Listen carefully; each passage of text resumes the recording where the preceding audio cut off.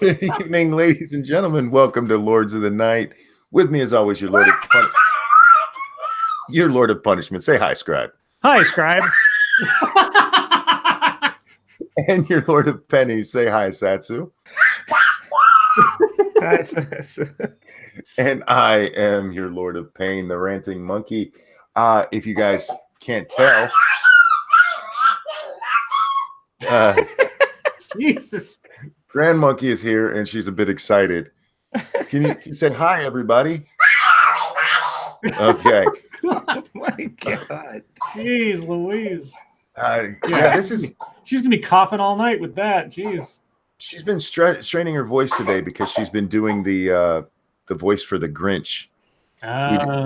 We did Christmas with her mom and dad and her today, and one of the gifts I got her was a Grinch doll, and as soon as she opened it, she threw it out of like fear. Oh, great. But she's warmed up to it, and she's been running around playing his voice. Earlier, she comes down here, and she's got him, and she's got one of her little Nerf guns, and she goes, "Where's Cindy Lou Who?" I'm like, I don't know. Why? She goes, "I need to shoot her." I'm like, whoa! I don't think that's how the story goes. Yeah. So she's in rare form tonight, guys. How are you guys doing tonight? Satsu, how you doing, man? I'm good, man. And Scribbles, how you doing, though? I am doing well. That's the short version. You guys missed it earlier. When I started the stream, I had to go get a drink and everything, and I'd opened it up to you guys. I'm like, shit, I need to go, but she's in here. I said, "You want to watch this for me?" I'll start your stream. Jeez. Okay. Yeah, she's been fun today. One more little Grand Monkey story for you. I had to crawl up the stairs earlier because I'm in one of those days. And I get to the top, and she sees me, and I said, "I'm okay, honey. I'm okay." She goes, "Maybe we should get a new grandpa." And I was like, "What?" I said, "Can't we just fix the old one?" She goes, "I'll take the old one back to my apartment." Okay. So she wants to get a new grandpa for grandma, but she's gonna keep the old broken one. I see. Kids, man, what are you gonna do?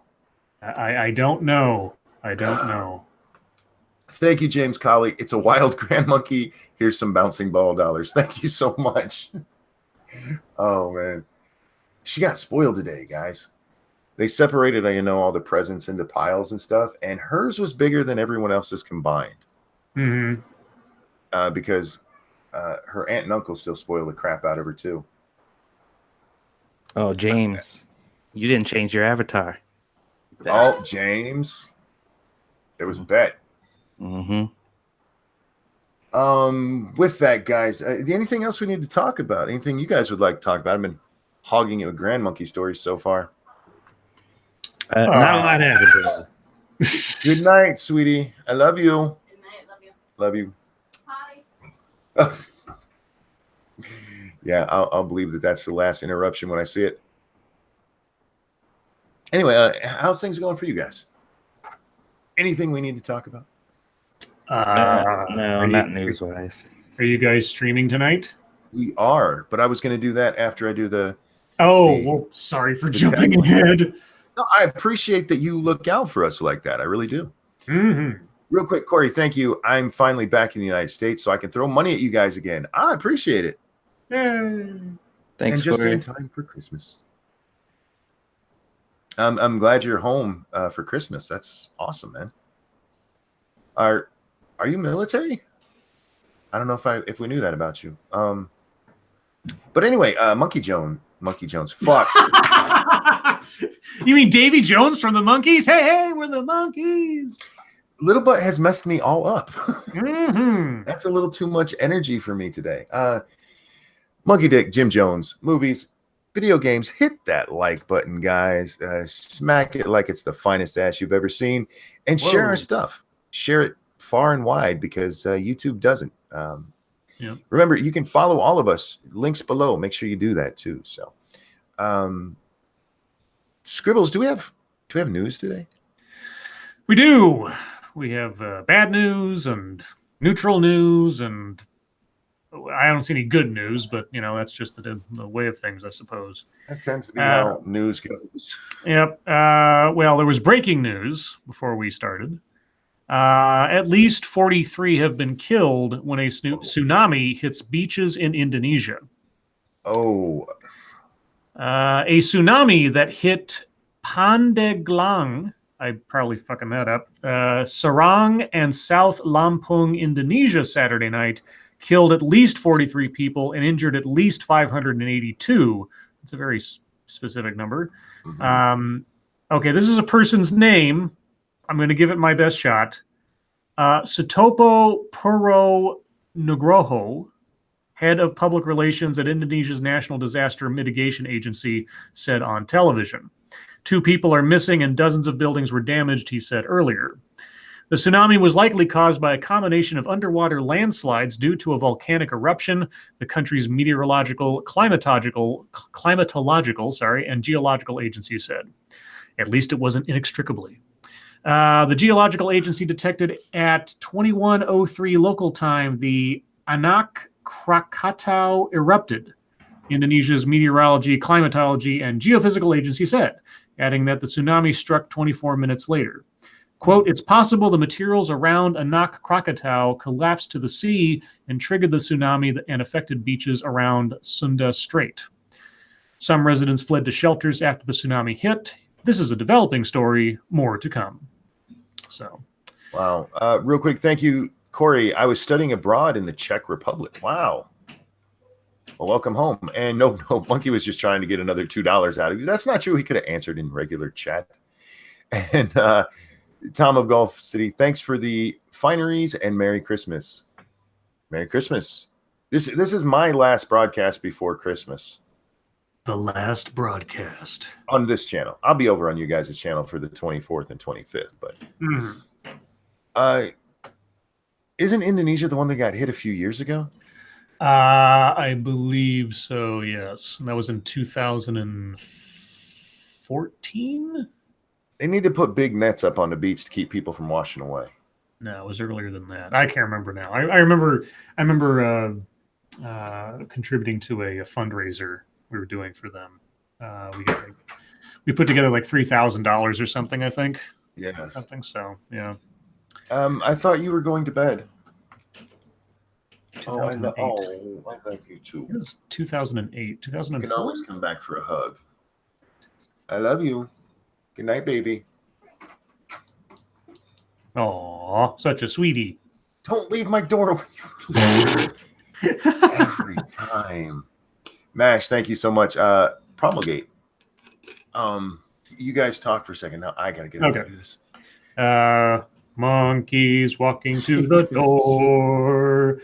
He's shuffling to the door. Now he's closing the door. Monkey shuffles.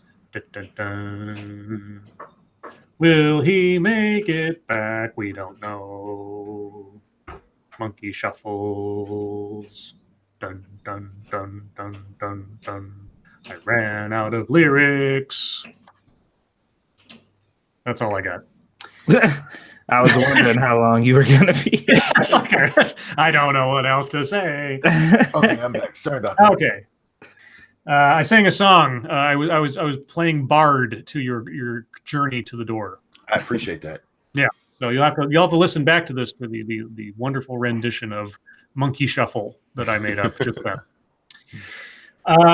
Let's see. In other slow progress news, the partial government shutdown is likely to continue until after Christmas.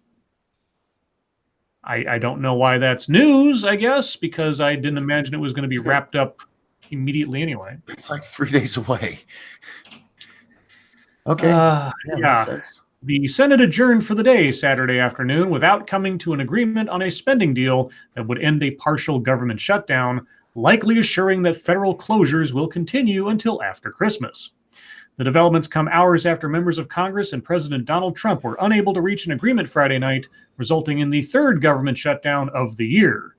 And truth be told, until they told me there'd been 3 government shutdowns or 2 previous government shutdowns, I'd forgotten they'd happened. Yeah, I remember one, but it was over real quick. I don't remember the other one. Yeah, I only remember one.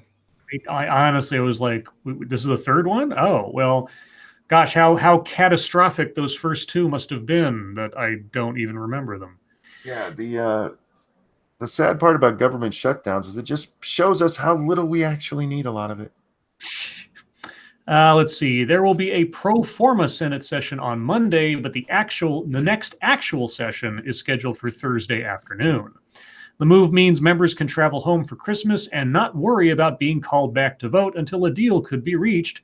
But GOP leaders told senators that if there was no deal by Thursday, they would not have to return for that session. Okay. Trump tweeted Saturday evening that he would remain in Washington for the Christmas holiday, writing on Twitter, quote, "I will not be going to Florida because of the shutdown, staying in the White House, MAGA." Let's see. White House Press Secretary Sarah Sanders said in a statement Saturday that First Lady Melania Trump would return from their Mar-a-Lago resort where she and the president had planned to spend the holiday. And this is so very exciting. Uh-oh, I hear a grand monkey. They were looking for Belle. She got 2 new Belle dolls today, and what? She left one of them in here. You mean I have Belle competition? Let's see. She's gotten, I think, a total of 4 Bells over this holiday so far. Are there any duplicates? Not a one, believe it or not. Excellent. Okay, I'd hate if there's a. She doesn't mind though. Anytime she gets duplicate toys, she just calls them twins. Oh. Diversity is necessary. But yeah, there's the government shutdown news, guys. It's really exciting, I guess. I can't contain my excitement. I know. But in other Trump news, because we need real, direct Trump news, Trump has been asking advisors if he can legally fire the Fed chief. What? Yeah. President Donald Trump has begun polling advisors about whether he has the legal authority to fire Federal Reserve Chairman Jerome Powell, according to 2 people familiar with the matter, who described the president as newly furious at the Fed chief as markets tumble. Earlier this year, Trump's advisors told the president that it was doubtful he would have the law behind him if he fired Powell, but Trump has renewed the issue after the Fed again raised its benchmark interest rate this week. So far, the White House hasn't come to a final legal determination on Trump's authority to fire his Fed chairman, whom he nominated a year ago. The law states the president can fire a Fed governor for cause, but it hasn't been tested on the firing of a chairman. On Saturday night, Treasury Secretary Steve Mnuchin, who has become the object of Trump's ire after he recommended Powell for the position, tweeted that he'd spoken with Trump on the matter. Quote, "I never suggested firing Chairman Jay Powell. I believe I have the right to do so," Mnuchin wrote the president told him. Trump himself did not weigh in on the matter. Top West Wing economic advisors have warned Trump that firing Powell would only exacerbate the problem the president is ostensibly trying to solve, nosediving markets. The unprecedented move would likely cause more turmoil.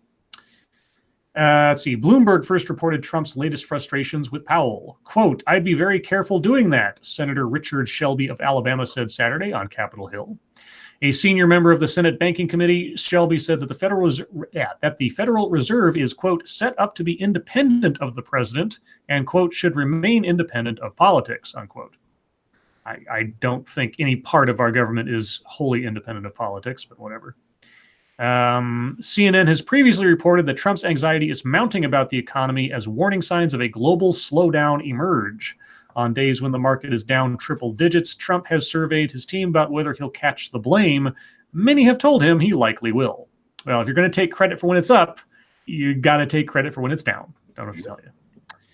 But anyway, so that's that. Can he fire the Fed chairman? Yeah, he wants to get rid of him because the Fed has raised interest rates. Did they go ahead and raise it again? I know they were talking about it. Just recently, I think they did. Yeah, which would be the second one at least recently. And with the volatility on the stock market right now, it's starting to look bad.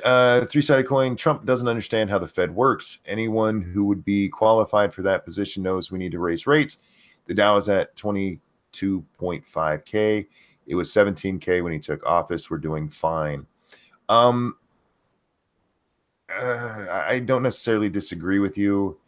I don't necessarily think we need to raise rates, but I see what you're saying. The problem is political, though. The problem is political because even though it was at 17 when he started, it's at 22 now. If you watch all of the headlines over the last week and a half, it's nothing but look how bad the market is doing. Because that's what news headlines do. So what they meant by him changing the Fed, the head of the Fed, it would cause the stocks to just tumble because they're like, holy shit, there's no security here. We don't know.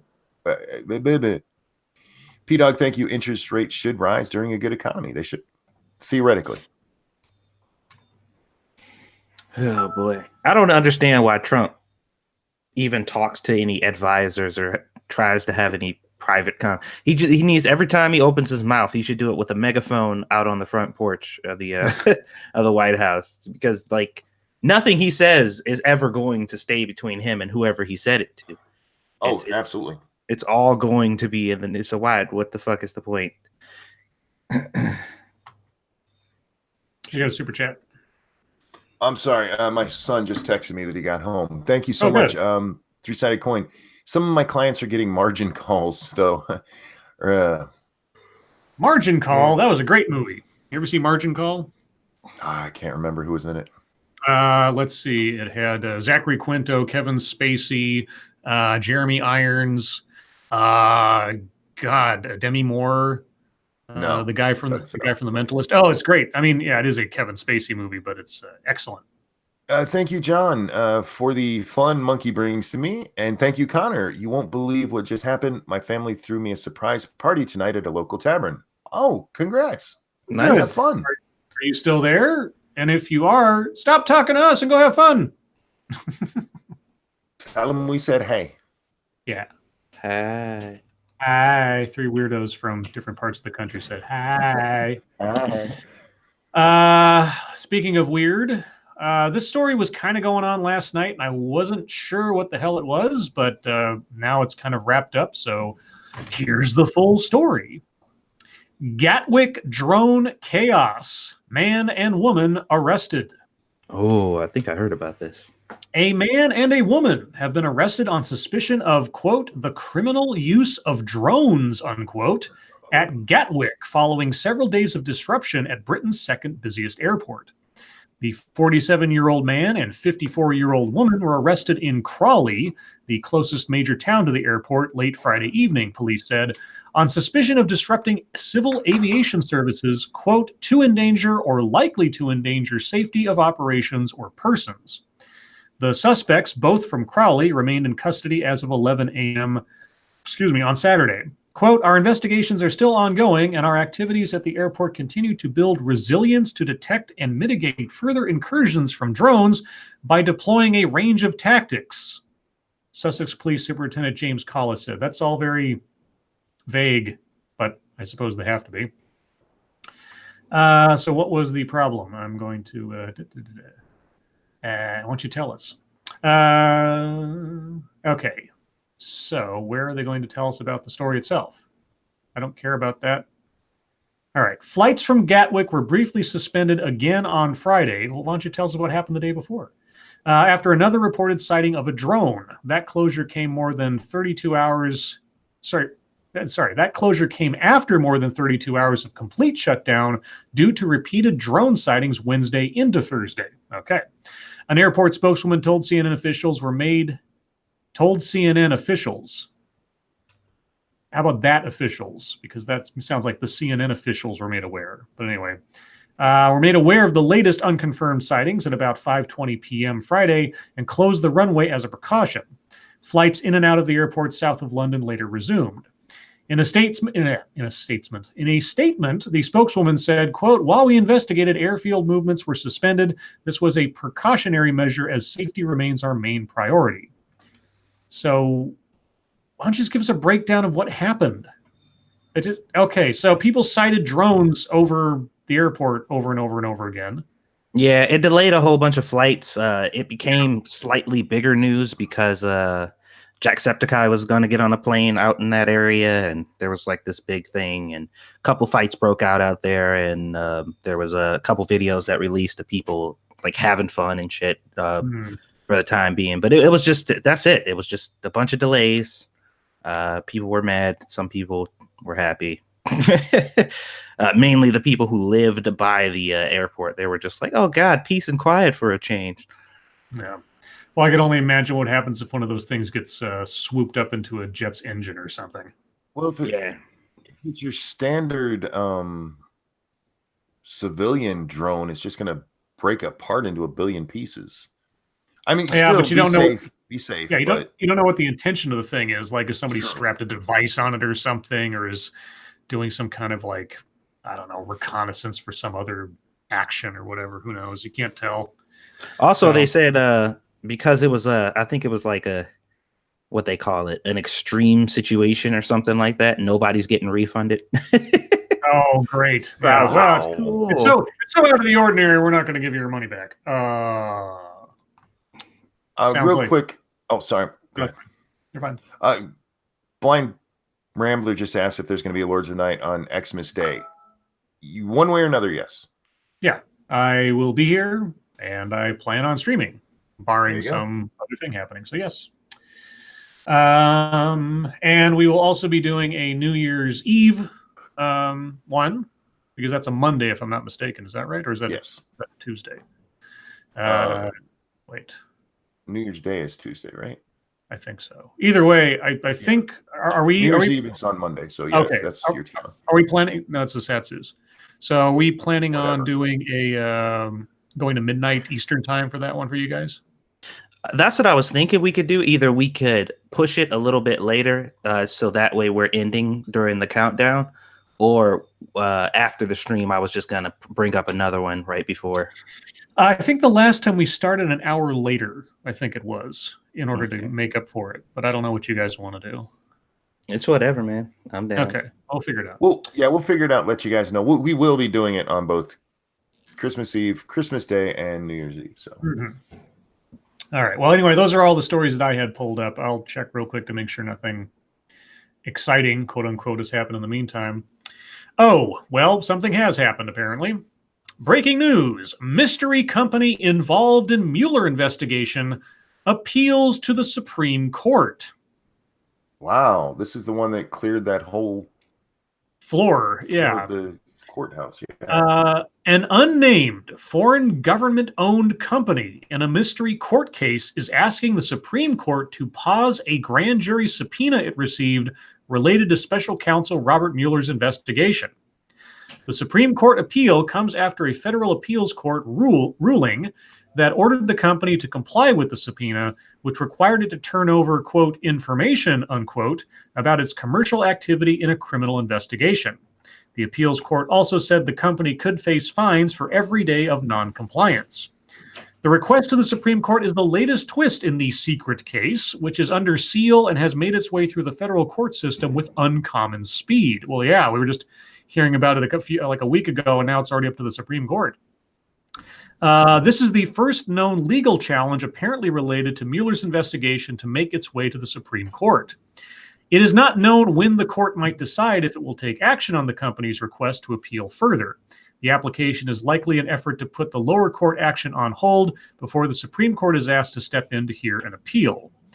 Quote, so far as we know, the court has never had a sealed argument before all 9 justices, said Steve Vladeck, a CNN Supreme Court analyst and professor at the University of Texas School of Law. Quote, they can keep parts of the record and briefing sealed, and often do, such as in cases implicating trade secrets. But there's no procedure in the court's rules for having the whole case briefed, argued, and decided under seal. The only times I'm aware of it in which parties tried it, the court denied certiorari, or to review the case. The company's challenge of the subpoena appears to have begun in September. This is so odd. It is. So I'm going to assume. Foreign company. I'm assuming it's a company owned in Russia. Because I can't, but of course I don't know, because the Mueller investigation has investigated things that have absolutely nothing to do with Russia or tangential to people who may or may not have had contact with Russian officials in the past. But why is it so super secret? I mean, not even the name of the company. That's so weird. It is very weird. Very, very odd.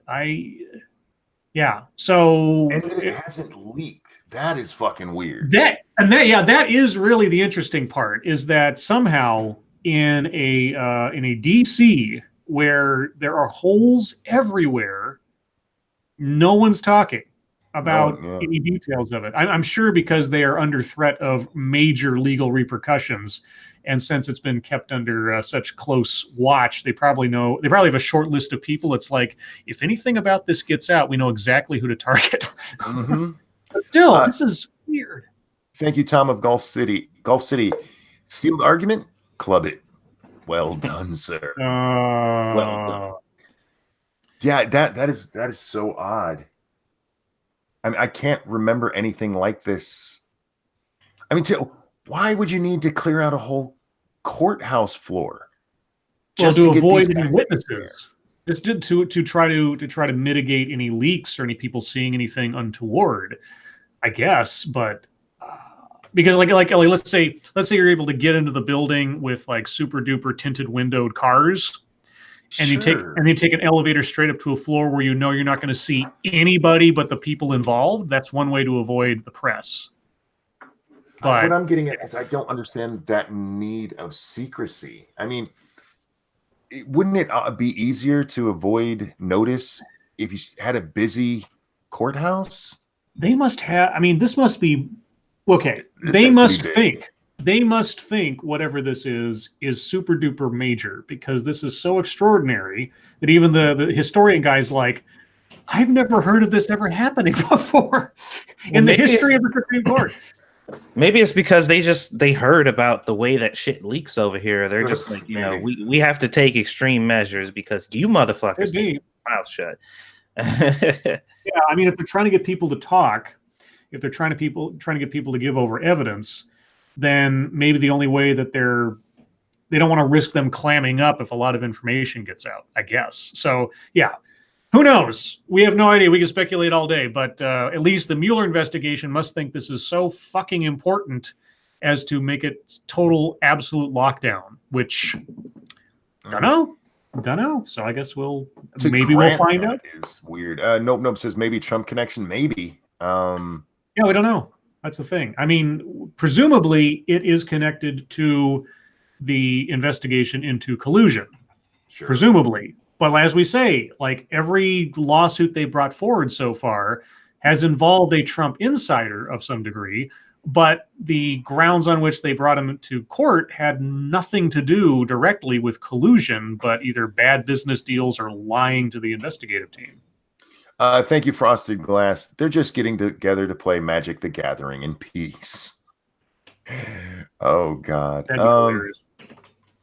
I do have one story. It's a happy story. Yay, happy. Statement Festival man-free event found guilty of discrimination. Oh. Statement, a women-only festival in Sweden has been found guilty of discrimination by Sweden's discrimination ombudsman. Oh, that backfired. No shit, right? The DO said that describing an event as male-free breached the country's anti-discrimination laws. Dude, I love this. Well, they probably got fined. Still, it doesn't matter. As long as they're fucking doing it equally, I'm so down. The publicity issued in the run-up to the event, quote, discouraged a certain group from attending, the regulator added. The event's organizers said in a Facebook post that they are too busy changing the world to respond. Wow. Oh my God. Yeah, go jerk yourself off in a corner somewhere. What the fuck? They got their head up their ass and they got what they deserve. Fuck them bitches. This is part of the Facebook post. It's sad that 5,000 women, non-binaries, and transgender experienced as a life-changing festival made a few cisgender men lose it completely, the post added. Yeah. Okay, and what would happen if it was a female-free event? How many cisgendered females would lose it completely? Oh, Yeah. everybody would be crying about it. How many of their lives would be ruined? Yeah. The Yeah, trauma, the emotional trauma, the emotional labor. Fuck off. The DO's ruling acknowledged the man-free rule was not enforced at the festival held earlier this year, adding that, quote, no differentiation made on sex was made between visitors at entry. As nobody suffered damage from the festival's restrictions, it added no financial penalties would be imposed. So they just got it for the way they advertised it because they didn't actually keep men out, apparently. But still, good. Smack them bitches for being discriminatory. Well, that's what I've been saying for the longest time. You can't pretend to be against that shit and then actively promote it and do it. I'm sorry.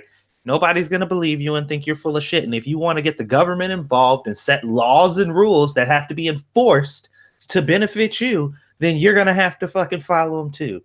So fuck you. Thank you, Chicago Mike. Not sure if that Chicago Mike. I said that wrong. Not sure if this interrupts Scribe tonight. Merry Christmas, Monkey, Scribe, and Satsu. Thank you, Chicago Mike. It did not. It didn't. Not this time. Not this time. Fuck them bitches. Yeah, I read that and it made me happy. Because at least they're being fair about it. Yeah. No sexism, that's all no exclusionary shit across the board. I'm fine with that. Yep. I'm totally fine with that. If you're going to do it across the board, but if you're gonna say we need diversity and then an all black movie comes out and you're like, see, look, we did it. No, fuck that. Consistency, goddamn it. Indeed. And with that wraps up news time, but it does bring us to MSS news time. Guys, if there's a story you'd like to take a look at, hit us up at the hashtag MSS News over on the Twitter machine. We can't get to all of your stories, but that's just because we believe in equality. Scribe? Oh, is that what we believe in? I mean, Kind of. that technically is the reason. You only read one story from each person. I for try. equality's sake. I try. I mean, sometimes I deviate if I see like two really good stories from the same person. But yes. Well, me and Monkey believes in equality. Scribe is selective. Oh fuck. Anyway. All right. Yep. I play favorites. And speaking of which, here's one from senior staff reporter and chief Florida correspondent Colleen Bernier, or I should say Colleen Bernier. I got to do the correct There you go. intonation. Women try stealing from Target full of police during shop with a cop event. Oh, dear. That's awesome. That is Oh man. 2 women tried stealing nearly $2,000 worth of electronics from a Target filled with police who were there for a charity event. Kiana Wilson and Dana Johnson walked through the store Wednesday loading electronics, including 2 Apple Watches, 2 iPads, and a Nintendo video game system into a cart. Johnson, 18, at one point stopped to talk with a police officer, saying, quote, how generous the cops were with their time. The women later walked... Oh, sorry. I'm going to do this for Matt. Mash said, thank you, Mash. Did I interrupt you, Scribe? You didn't. I was interrupting him because I want to show you guys the picture of these people while he reads this story because I think it adds to the story. Keep going. I apologize. Wow. Okay. The women later walked past the registers without paying and were stopped by loss prevention officers. They asked the police for assistance, who were about 20 feet away. Quote, it wasn't 10 minutes later that the same officer gets called into the loss prevention office. Bloomfield Township Police Sergeant Dan Brown told the Free Press she was trying to distract him. The Target was filled with about 15 officers from 4 neighboring departments for a Shop with a Cop event, benefiting underprivileged children who got to pick out Christmas presents for their families. Officers spent about $5,000 on gifts for the families of 22 children. Wilson, 40, of Burton, and Johnson, of Flint, were arrested and charged with felony retail theft. Wilson is being held on $20,000 bail. Johnson is being held on $250,000 bail. They look like black juggalos. They really do. Those eyebrows, though. Those eyebrows. Oh, boy. All right. For the record, guys, Shop with a Cop is awesome. And one of the most awesome things about Shop with a Cop, because they have the Walmart, well, in this case Target, they did it at Walmart several times. The Walmart employees walk around with them. These kids always buy stuff for their family. I mean, they can go in there and they can buy whatever they want. It can be just for them. Every fucking one of them I ever walked with, they made sure to get something for everyone. It's really cool. So if you're ever thinking of something to donate to, check that out. All right. This one comes from an American Celt. Jimmy Kimmel mocks dopey Trump supporters for starting border wall GoFundMe page. On Thursday night, Jimmy Kimmel went after President Trump supporters for organizing a GoFundMe campaign to fund the border wall.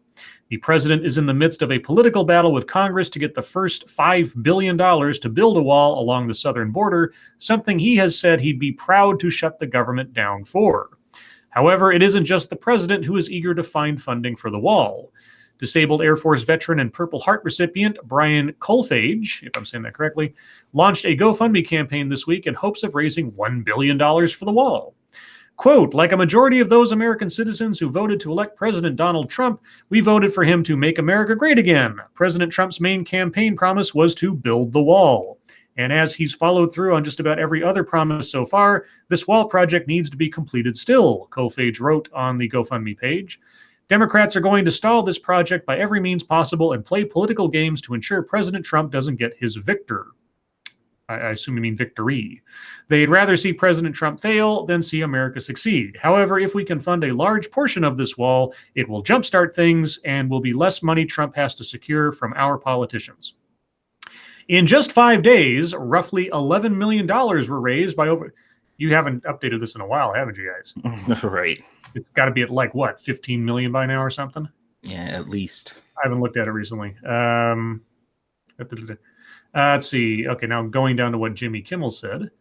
Okay. After addressing the looming government shutdown in his monologue, Kimmel told his audience that Trump may not need Mexico or Congress to pay for the wall because, quote, very dopey people are ready to pay for it themselves. This is what people do with their disposable income when they don't have loans for college to pay off, Kimmel joked. Donating money for a wall that will never exist, it's like starting a college fund for Harry Potter. A more useful thing to do with your money would be to go outside and feed it to a bird. You have to admire the sacrifice they're making. I mean, a lot of these people are dipping into their meth money for this. Har, har. Yeah, that's funny, Jimmy. Yeah, Jimmy, good job. You're a comedian. Yeah, he tried to be. Let's see. This one comes from Chicago Mike. Chicago Mike. UCLA professor. Too many white male firefighters out there.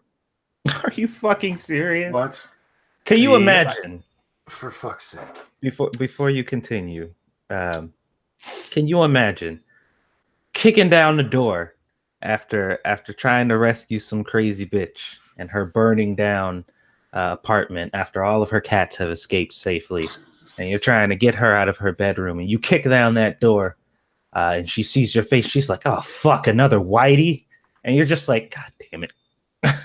Do I save this bitch, or do I just pretend like I didn't see her? Excuse me, can you go get somebody of color? Couldn't find a firefighter of color to save me. I'd be like, nope. Preferably a woman. I'm just saying. Is that soot on your face, or are you doing blackface? Oh, there's a good one. Man, Yeah. elbow drop that bitch. In an article printed in the Harvard Business Review, a UCLA professor argued that there are too many white male firefighters in America. Corinne Bendersky,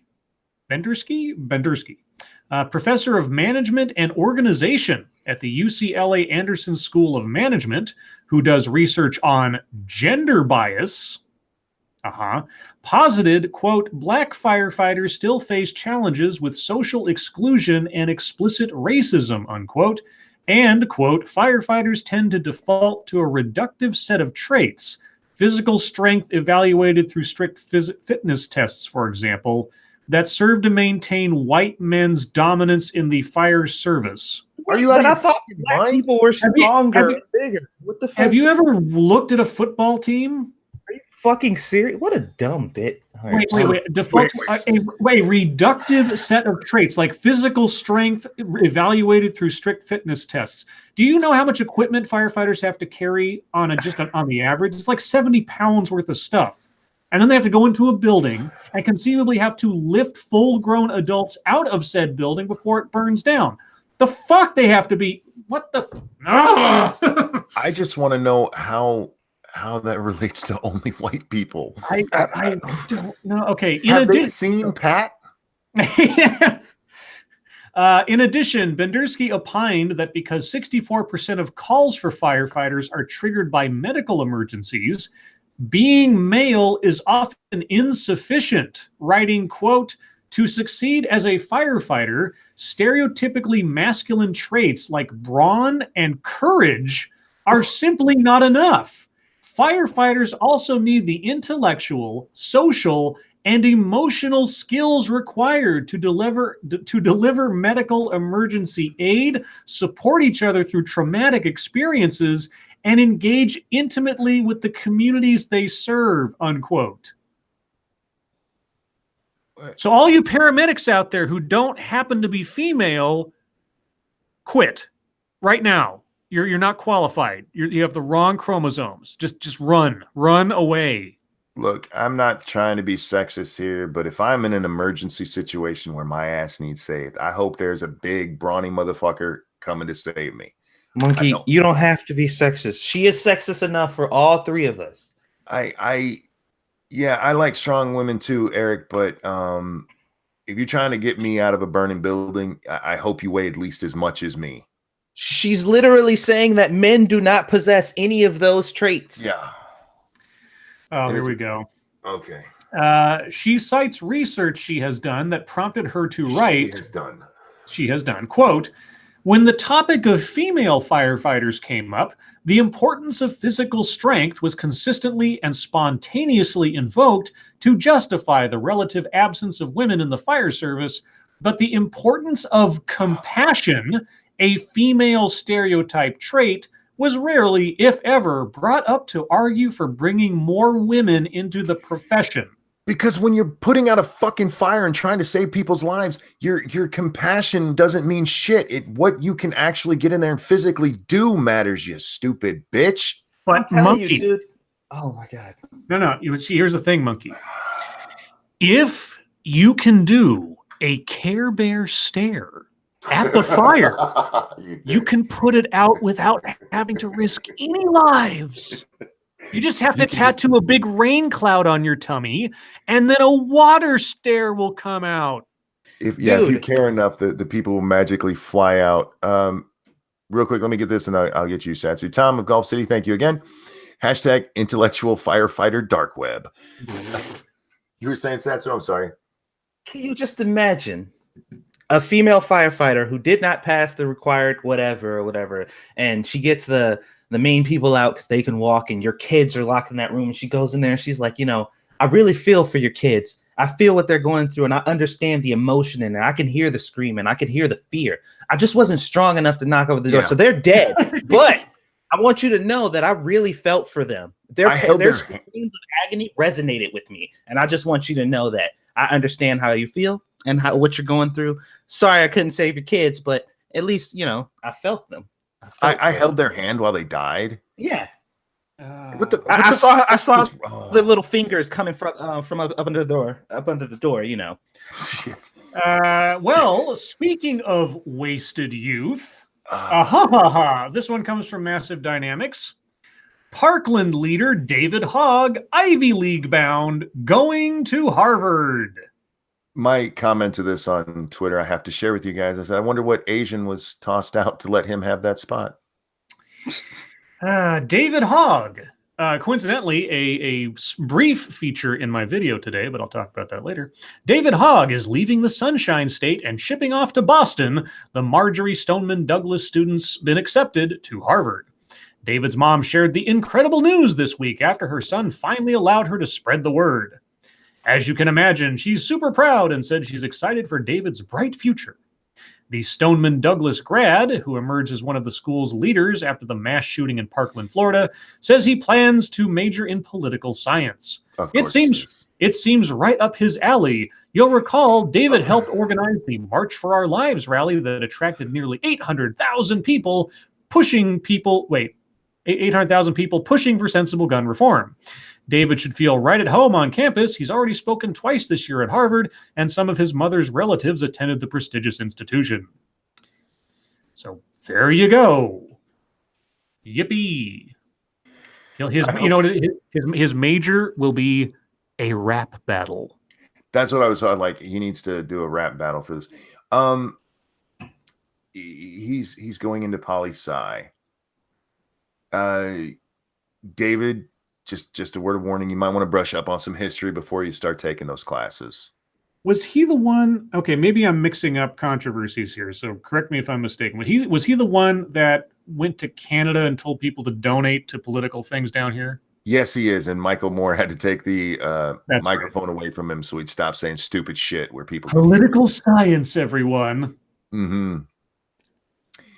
How much did his parents pay to get him into Harvard? Oh, probably not much at all. He's a darling of the far left, and that's where Harvard stands. Yeah, he got scholarship. No doubt people donated to his schooling funds and all types of stuff over the course of the last year or two. If I was an Asian kid that got a perfect score on my SATs and didn't get in, I would be pissed. I would be pissed. Let's see. This one comes from senior staff reporter Jack, the motherfucking cockring. And it's from Everyday Feminism. 3 ways to talk to your friends and family about their ableist views. Oh, a story. See, I thought about this the other day. Anytime there's a story that comes up and they're talking about how black people feel, we always get to go to Satsu, and we never get to do that with me, but now we do because it's a cripple story. I like this. I'm on board. All right. Real quick, here we go, Sarah, thank you. I thought Harvard had actual qualifications like a brain. Not necessarily. No. When your thesis statement or thesis paper can be a rap, no. They lost all credibility when they did that one. Okay, maybe it happens when you're all sitting at the dinner table and someone brings up the Supplemental Nutrition Assistance Program, SNAP, or as the program is more commonly known, food stamps. Wait, okay. This is about ableism? Okay. Why the fuck would that come up? I don't. If you're sitting around the dinner table, you're talking about food stamps. Maybe it's when you say the blessing and you thank Lord Obama for giving you that food. There you go. It might be that your uncle thinks most people who receive SNAP benefits are lazy and don't want to work. Or maybe it happens when you pull into a shopping mall parking lot and your friend sees someone get out of their car and says, quote, "That person is parked in an accessible spot, but I don't see a wheelchair. I guess they're faking," unquote. Who says accessible spot? Nobody says that. They say handicap spot. Stop accessible spot. Stop it. This is what ableism looks like. Ableism is everywhere, and many people are simply unaware of it. There's a seriously good chance that your loved ones and community members are ableist sometimes. Shut up. We're all raised in a society that's built on ableist views that are also linked to white supremacy, capitalism, and colonization. Colonization. The moon. Please colonize the moon. Which is why the people we love sometimes have oppressive views. But we're also all capable of growth and change. And one way we can do better is by talking to people when they express an ableist view. Shut up. Hold on. If you're disabled, it shouldn't be your job to constantly educate non-disabled friends and family, but sometimes you may need to in order to survive. And if you're non-disabled, this is one way you can do your part to be an active ally. Here's a short list I, the author of the article, came up with that covers how you can talk to your community and loved ones about their ableist views, especially if you're having the conversation in the moment after their views come up. Time out. before you get into the list, if I may, because I'm getting jittery here. Okay. I have never thought it my job to educate anybody about jack fucking shit. If I've had the experience of parking in a handicap spot and walking into a store and yeah, people look, and you know what? I don't give a fuck. I just go about my day because it's not my fucking job to go over there and go, no, it's okay. I actually am crippled here. I can sometimes walk upright. So you agree it's not your job to educate people? It's not my fucking job. And her saying it's not your job, you know, but sometimes you might have. No, I never fucking have to. Ever. If somebody asks you about your injury, do you feel compelled to explain yourself, Monkey? Nope. Okay. What's hilarious about this is Monkey initially got excited because he thought this was about him, but white people can't be disabled. So, oh yeah, because this was rooted in white supremacy, which I'm means a crippled colonizer. Yeah, you can't, you don't even qualify because you're crippled, but you're still white. So we can't colonize anything that's not flat land. Thank you. Nope. Are firefighter fitness requirements ableist? Yes, they are. Oh yes. Well, see, here's the thing, Monkey. No matter how disabled you may be, your white privilege vetoes that out. Oh, fuck me. Okay. Anyway, what are here's our three methods, I guess. Unless you want me to, I'm not going to read the entire page of text underneath these things. Now let's just hit the headlines. I'll need further discussion. Yeah, I'll do the headline in the first sentence or two because the headlines themselves are a bit abstract. Number 1, know the misconceptions and the facts. Okay, it helps if you come to the conversation prepared. Understand some of the common ableist myths and misconceptions that people believe. Read the work of disabled writers and activists on some of the common misconceptions they face. Are there ableist phrases you didn't realize were oppressive? If a person is oppressed by a phrase that I said that they seem to think is ableist, then they have more problems than whatever their physical disabilities are. There's a super chat. Thank you, Frosted Glass, and thank you for saying this. Hitler hated the word allies less than I do now. I'm with you. I'm fucking with you. That's a good joke, by the way. Here's the summation, because she has a bold-faced summation, each one of these. I'll just go through that. The more you know about your friends and family's ableist views and where they come from, the more you'll be able to connect with them when you talk. Okay, number 2. Decide if you want to try calling them in. What? Calling them what? Oh, calling your allies in. I get it. Oh, calling in is an alternative approach to calling out. You want to do an out call? What are we talking about here? Basically what Monkey does on the stream, that's what they're talking about. So whenever something comes up and they're like, this is related to black people, he's like, hey, Satsu. That's right. Yeah, that's what they're saying. So find a cripple. # find a cripple. And calling in can be an effective way to talk about someone's ableist views with the aim of changing their problematic behavior. Oh, fuck off. If you have the energy and capacity to call someone in, especially if you're not disabled, it can be really useful as a way to educate that person about their ableist views. Literally, the only time I want, a non-cripple standing up for me is when I'm in an argument with some jackass on Twitter and jokingly they go, why are you fucking with the cripple? That's the only time. Otherwise, I'm just a fucking person. No, you're a monkey. Many people are unaware that invisible disabilities exist and what those disabilities look like. If they're invisible, anything. You can't see them. What does an invisible disability look like? I've heard people make this argument before. Things like, well, like what's going on with me? I don't have an outward thing. I'm not in a wheelchair. I don't use, Yeah. So my disability is not visible. And I don't blame other people for not knowing I'm fucking disabled for it because they can't see it, you asshole. It's not my job as someone with a mobility impairment to educate them, but when I have the energy and emotional bandwidth I sometimes will. Sometimes, really, sometimes. Lastly, number 3, offer them outside resources. Unfortunately, Walking around with pamphlets. I guess so. Unfortunately, people often turn to marginalized people to be educators on our own oppression and expect us to do all the emotional labor. Dear Christ, I was making a joke earlier about emotional labor, and here it is. To do all the emotional labor of empathizing with them and providing them with knowledge. So basically, the sum total of this article is, don't make me tell you about how disabled I am, but let me tell you how disabled I am so that you know how disabled I am. Yes. By the way, it's not our job to tell you how disabled I am, but it is your job to know what my disability is without me telling you, even if it's invisible. It's not my job to educate you. It's a voluntary position. Real quick, average apathetic American, thank you. Ableist society, we have ramps and automatic doors everywhere. We don't have nearly enough badass revolving doors because of the cripples. Sorry, monkey. No, don't be sorry, man. You're right.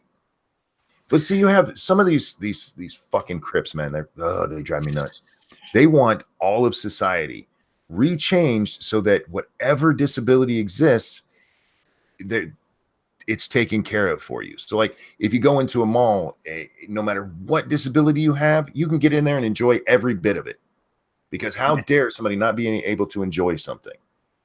Rather than going, you know what? We need to function as a society pandering to the majority. You know, most people aren't fucking cripple.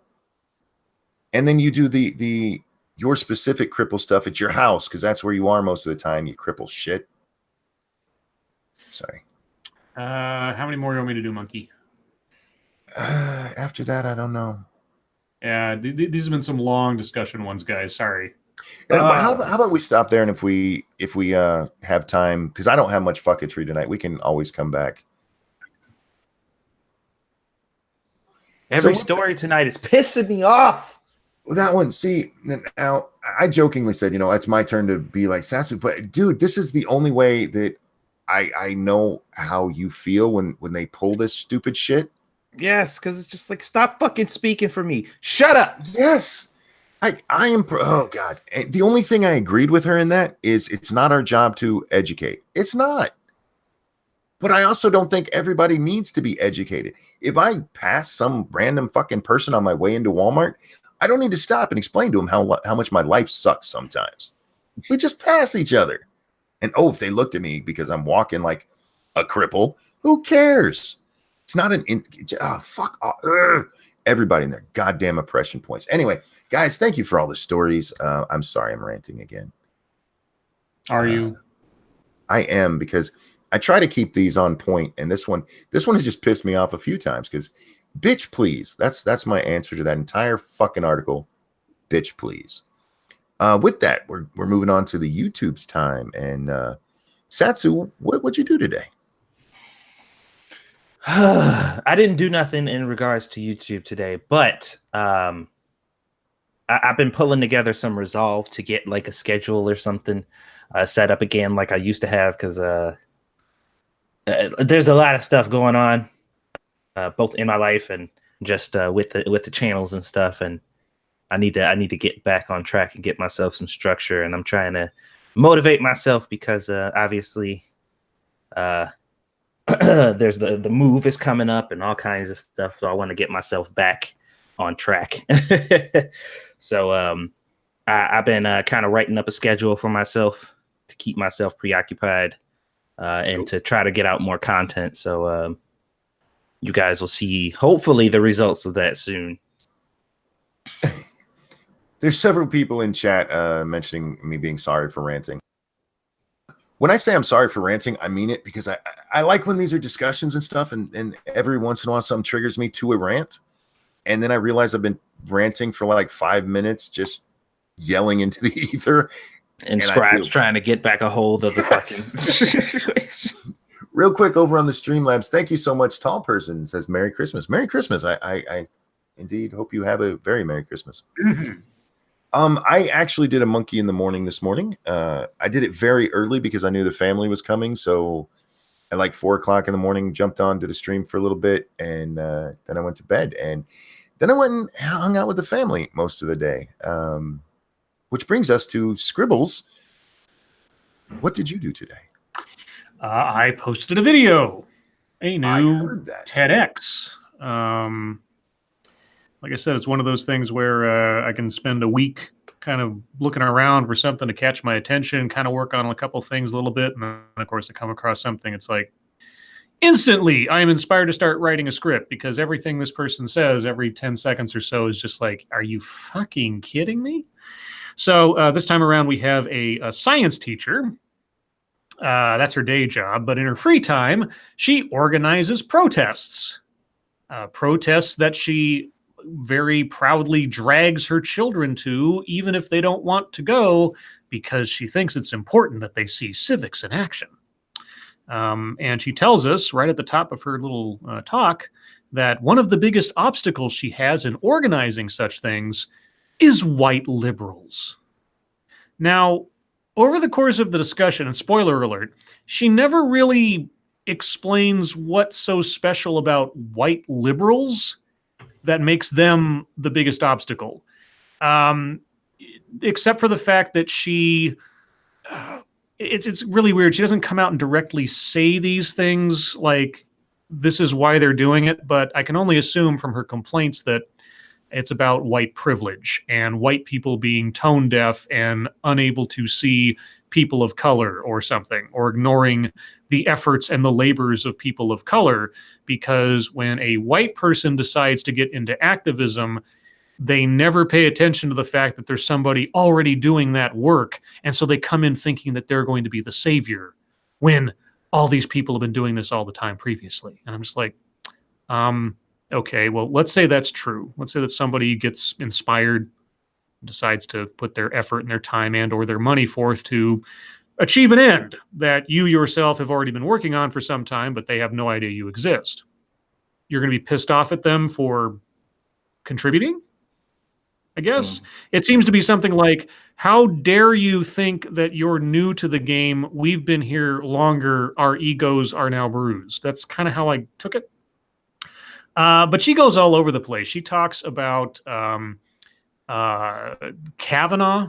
She talks about the Parkland shooting. She talks about my immigration.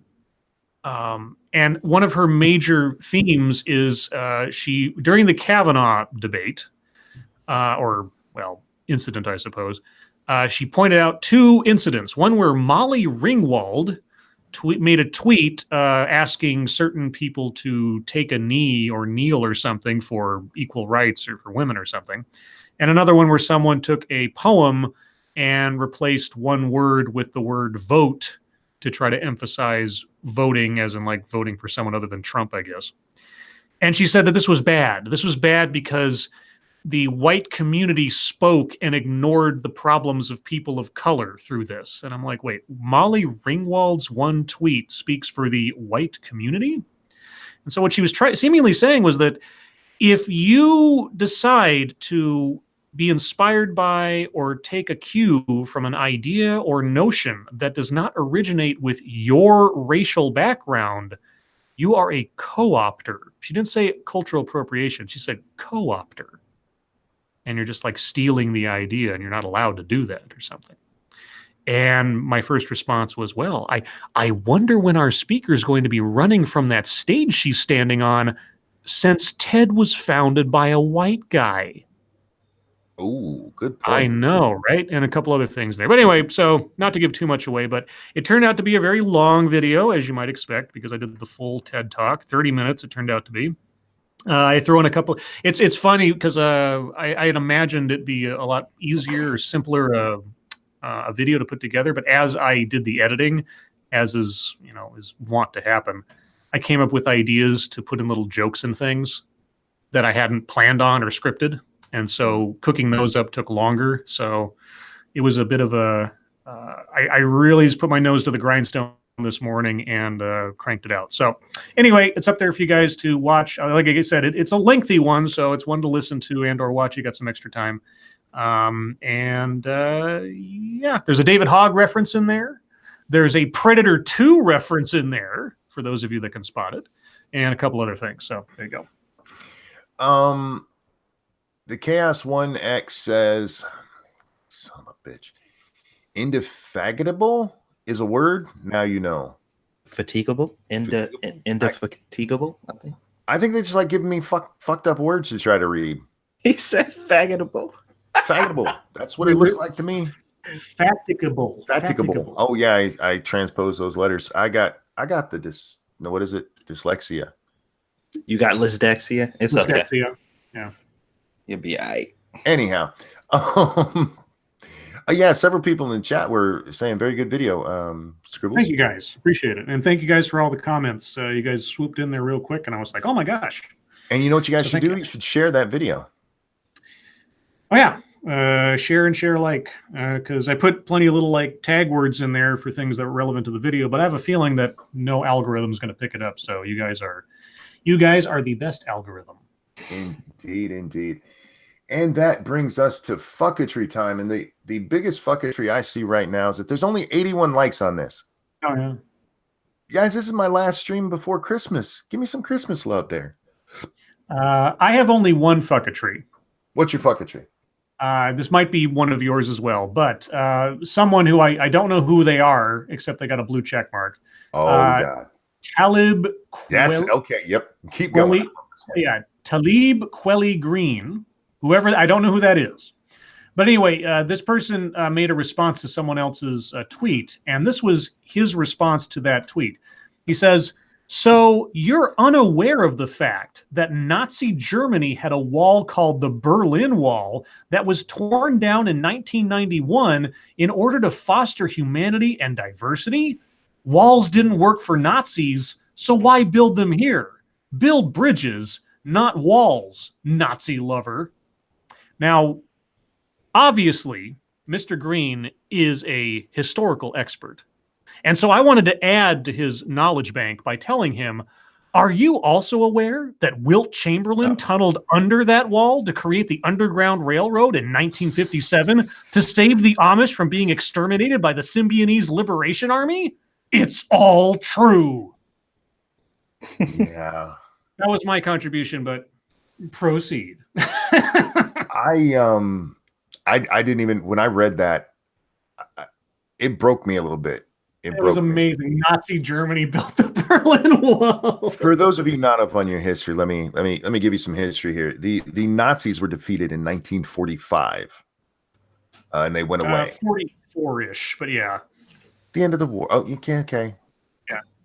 The end of the war was in 45. The wall was not built till 1961. Yeah. And while it was built by, I'm using air quotes here, the Germans, it was actually built by the Russians. It was built by the communists. That was the line of the East and West. East and West Germany is what most people usually, the East and West. For the Cold War, you stupid motherfucker. How do you get it that wrong? You know why the wall didn't work for the Nazis? They didn't fucking build it. 20 years wrong. And what blew my mind is I'm like, not only is this absolutely and 100% just false, but the narrative that you're trying to push doesn't even make any sense. Because if they took down the wall to, what did it say again? What did they say they took down the wall for? Humanity and diversity, I think it was. Yeah, to foster humanity and diversity. That means the wall was hindering that, which means it was successfully keeping people out, or else they wouldn't have needed to remove it to foster whatever it is you said that they fostered, which means the fucking wall did work, which is why they took it down. You fucking moron. Jesus Christ. I have a wall related one, but I've been blocked from that person. Man, people are blocking me left and right lately. I got to be nicer, I guess. You're a dick monkey. I mean, it is what it is. Huh? What? I'm not saying you're wrong. No. Yeah, the original tweet, it was one of these assholes who says we shouldn't build the wall because historically walls don't work. And I simply asked him if he lives on his lawn.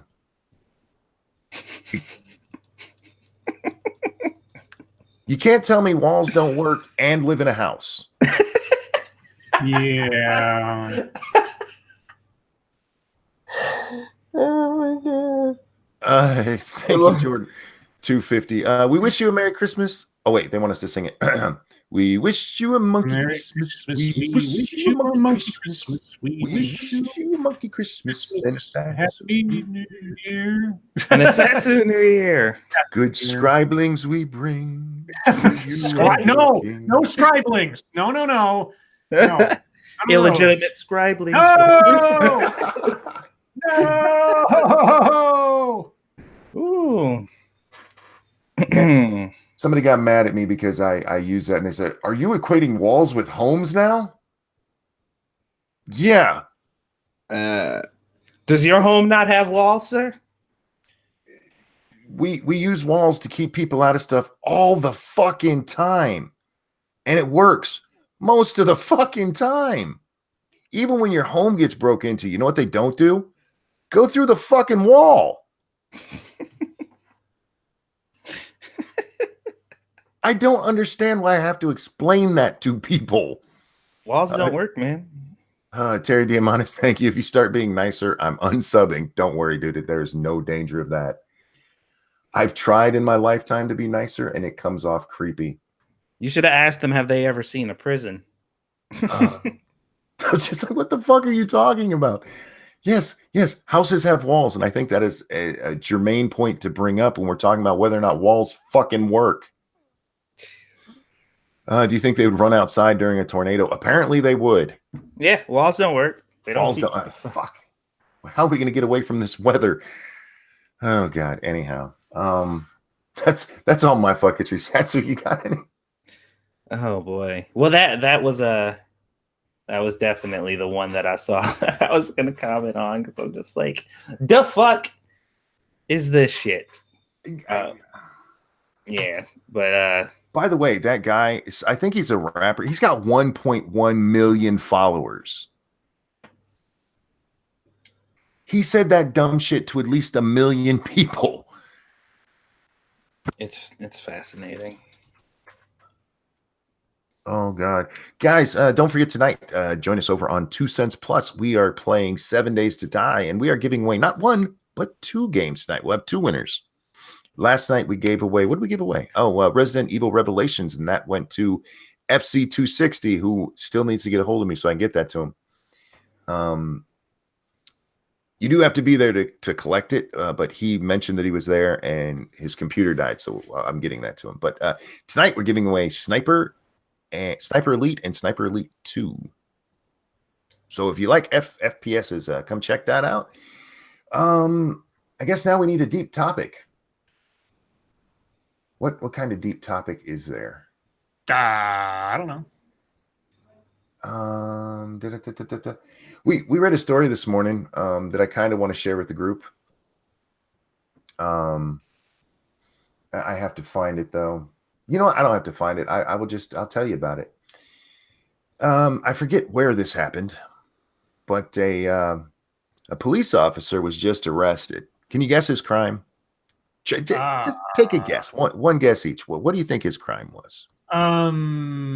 Well, okay. Well, can you tell us at least the seriousness of the crime? It's fairly serious. If it's a felony or is it a misdemeanor? Oh, it's a felony. Okay. Some form of sexual assault. Satsu?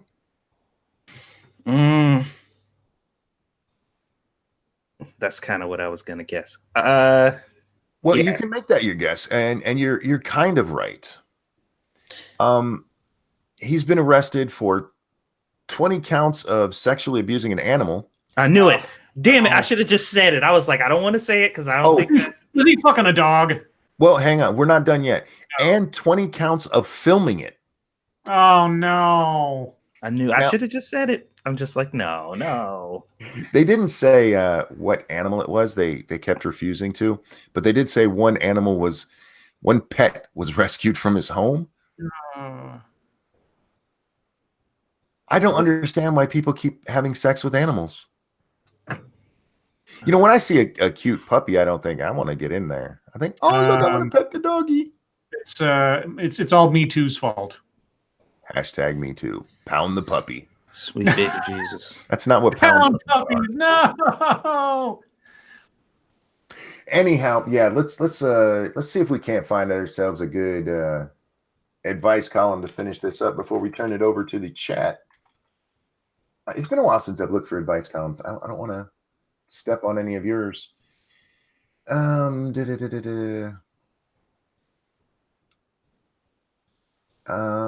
Let's see. Yeah, I don't like this place. Where do you usually go, Scribbles? Is it Elle magazine? I think. Oh, there's Elle. Let's see if she has any we haven't done recently. Is that the one with all like the yellow graphics and little newspaper things and things? Yeah. This is where I used to go a lot. Oh yeah, there's the one that I'm married to a man, but I want to try having sex with a woman. Oh. All right. I just want a one-off private experiment without my husband involved. Dear Gene, average apathetic American, thank you. Walls don't work. Great Wall of China is literally a wonder of the world. I don't understand how people can be so dumb. Because they don't think. They literally don't think. When you have to question, why are you comparing houses when you're talking about walls? There's nothing you can say to that person. Anyhow, dear Lords of the Night, I'm a happily married 30-something woman with a very satisfying sex life. However, I want to try sex with a woman. Not a specific woman. In fact, better for it to be completely anonymous, as I don't want a relationship or any kind of ongoing thing. I just want to try it out. The problem is, I don't want my husband involved, as he'd act like a 14-year-old boy about it. I love him and he's awesome, but I just want a private, one-off experiment. How do I pull this off? You don't. You either tell your husband or ask your husband, or you don't pull it off. Yeah. That's fairly simple. I mean, yeah, if you want to be a liar. But yeah. I mean, fairly simplistic to me, but of course it's more complicated because they're not being honest with themselves. Yeah, as far as the marriage is concerned, you don't do that. You don't. No, that's cheating. Yeah. You could pull it off if you wanted to. I would just highly recommend you don't. Yeah. I actually like kind of at least the start of this. The answer is I'm trying to imagine what my answer would be if you'd asked about wanting to try sex with another man who's not your husband. And I'm startled to find I believe it would be the exact same answer. I wish for you. Oh, fuck you. I wish for you to experience as many pleasures as possible. No, you're an asshole. Don't give women that advice. Don't tell them to ruin their fucking marriage. You know, if I found out my wife was sleeping with another woman, I would be like, okay, have fun. Another dude, we're going to have a big problem. But even on that lesbian front, I know there's a lot of guys who are still like, no, that's cheating. And it is, but I mean, it's a woman. It's not really cheating. They don't count. Vor says, okay, you're a lying hoe now. You're not wrong. Sorry, go ahead. Well, just thinking of the way that it was structured, you know, with all that extra shit, when it should have just said, I want to cheat on my husband. How do I make this happen? Because that's basically what it was. I want to cheat on my husband. I don't want him to know about it. Advice. Yeah. But see, a lot of people don't see it that way. And you guys are, I'm absolutely with you. It is cheating. But since it's, you know, suction cupping in the scissoring position, they don't think it is. Would you be down for a 2-woman 3-way if Lady Monkey asked you? Yeah. You know what's better than 1 pussy? 2.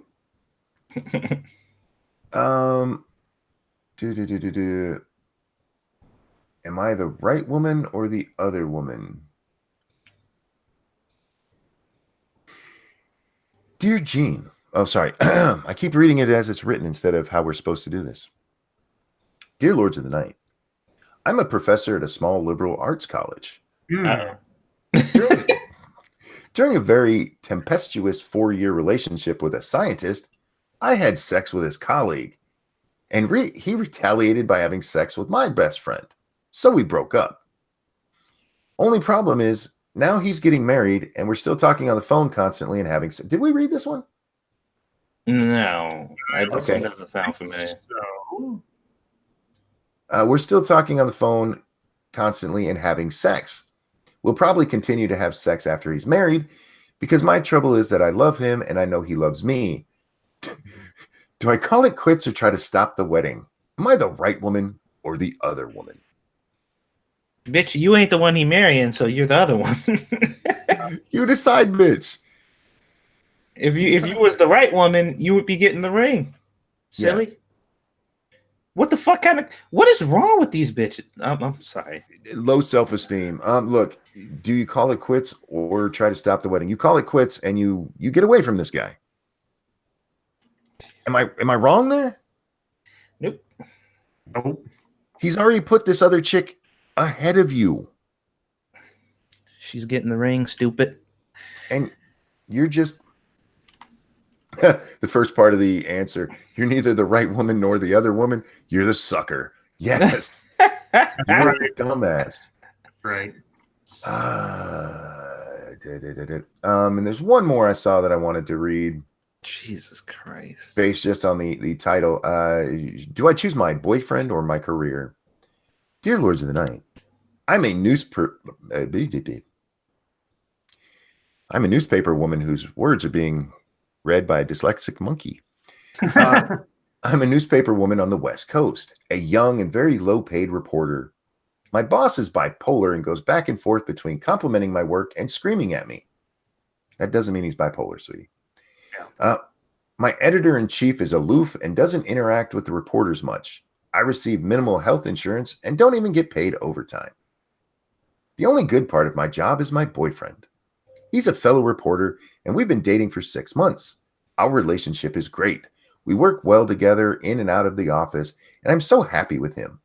He doesn't like our boss either, but he wants to stay for a while longer than I do because he wants to get a good recommendation from our EIC when he finally does leave. So he's going to put his time in. However, he's not financially independent from his parents yet, and I am. I'm paying for all my own living expenses, and I'm approaching a point where I can no longer afford to work for this newspaper. What? I already know a raise is out of the question since there are a couple of senior reporters at the paper who've been here for years who make very little bit more than I do. As an unmarried woman, I've hit rock bottom financially. I want to leave and find a better position, but part of me wants to hold out a little longer and stay with my man until he's ready to leave too. I'm completely in love with him, but I'm always broke. What do you think? Should I stay with my dead-end job just to be with somebody who could be the love of my life until we can leave together? Or should I put my career first and leave town without him?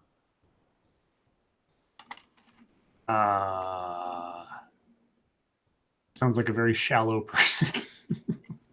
I'm very curious on how she's living on her own. She's paying all her bills, but this job is how did she say it? I'm paying all my own living expenses, and I'm approaching a point where I can no longer afford to work for this newspaper. Unless your rent is going up, or like your bills have gone up without you changing anything, like an increase. I don't see how that happens unless you're spending more yourself. Well, I could see that being the case, maybe. it seems like the obvious answer is, that dude who you think you're gonna you're falling in love with is gonna be the love of your life. Why don't y'all just get a place together and then you can afford to live? You think? Like, you think you're gonna be with him, you're like, oh, I'm head over heels. We're probably gonna be a great pair. Like, okay, well, y'all are both making the same amount of money, or at least close to. I'm imagining y'all work at the same place, so if you can't afford it alone, there you go, and then you ain't gotta leave him. Joy of Sorrows, I was wondering about that too. He says, so if she leaves, she loses him. Apparently she has to leave town for this new job, which I could see. I mean, some people don't want to do the long distance thing. And she doesn't tell us how much longer he wants to stay there. I mean, we could be talking a year or more.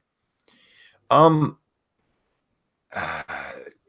hate to say this, put your career first.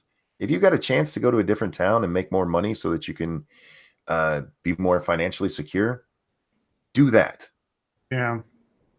I mean, it's That the or pragmatic thing to do. So yeah, that or like Satsu said, get a place with him.